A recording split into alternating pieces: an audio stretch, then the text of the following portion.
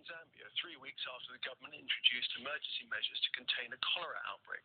At least 74 people have died of the disease since September. Here's Victoria Gatenby.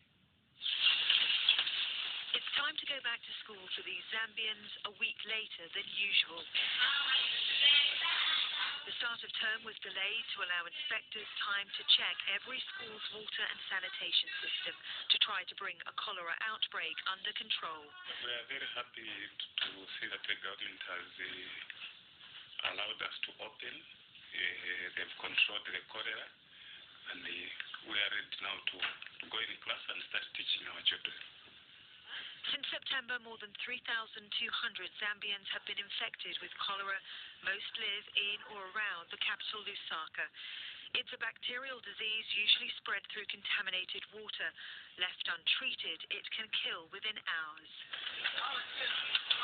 Earlier this month, the government deployed the army to lead a clean-up of public spaces, banned public gatherings, and introduced a curfew. It says sufficient progress has now been made for it to ease some of these restrictions. We're getting back to normalcy. We want people to begin to trade again, because we understand our traders have had to pass through a rough time of not trading. 2-3 weeks of disruption is big enough to disrupt their normal livelihoods as well. Farmers welcome the reopening of marketplaces, but say the outbreak has badly damaged their livelihoods. It reached a level where even outlets such as Pick and Pay, ShopRite, could not have vegetables because farmers could not bring in the vegetables. Farmers could not bring in the tomatoes. Farmers could not bring in the fruits. So the impact was very bad on the farmers, but again, it also impacted on the chain stores. The government says the number of new cholera cases has dropped significantly since it introduced the emergency measures. But for some Zambians, it's too little, too late. They accuse ministers of mismanaging Lusaka's water system and causing the outbreak in the first place. Victoria Gatenby, Al Jazeera. To Germany now, where a nurse who's already serving a life sentence for 2 murders has been charged over a further 97 deaths in 2 hospitals. Niels Heugel was jailed for life in 2015 for killing 2 intensive care patients at a hospital near the northern city of Bremen.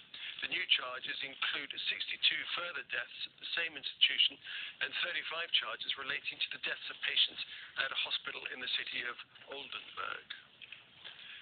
In a rare act of self-criticism, Pope Francis has apologized to sexual abuse victims for comments that he said had wounded many.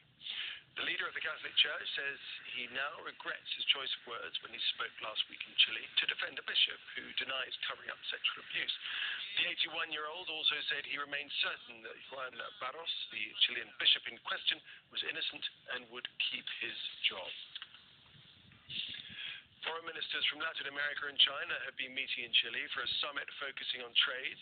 Exports may be booming, but Latin America leaders are hoping ties with China will go beyond its appetite for commodities. Here's Lucia Newman. Chilean cherries, juicy, sweet, and above all, red, intensely red. In China, it's believed the color brings good luck, especially when marking the Chinese New Year next month, hence the insatiable demand. It's a tradition that's bringing good fortune here, too. Es la producción más alta en la historia. This is the largest production in history. Exports to China have allowed fruit producers to grow substantially all the way from central to southern Chile. This is the very last shipment of Chilean cherries, which will soon be going to the port of San Antonio to board a ship with 1,000 containers of cherries, all going to China. More than 90% of this country's cherries are exported to that country for a very simple reason. No one pays more than the Chinese. China's appetite isn't limited to cherries. Other fruits, meat, and grains that it can't produce at home have given South America a $23 billion trade surplus in food. Largely with Chile, Brazil, and Argentina. In less than 2 decades, trade has increased 22 times, making China the #1 importer of Latin American commodities. This presents a problem and an opportunity, says the UN Economic Commission for Latin America and the Caribbean. The Latin American countries have been talking to the Chinese about this. I mean, welcome to invest in Latin America if you want to. Welcome to increase our trading patterns, but let's move to areas of innovation and to provide value added. One of those areas is renewable energy, especially solar. Latin American leaders want China to become a partner in technology and science, not just an importer of raw materials. A goal they believe will make economic development in Latin America less reliant on good luck to improve the region's fortunes. Lucia Newman, Al Jazeera, Los Lidios, Chile. Plenty more to come in this Arab news from London, including... I'm Rob McBride in Anhui province with the solar panels that are helping China float to the top of the Green Energy League.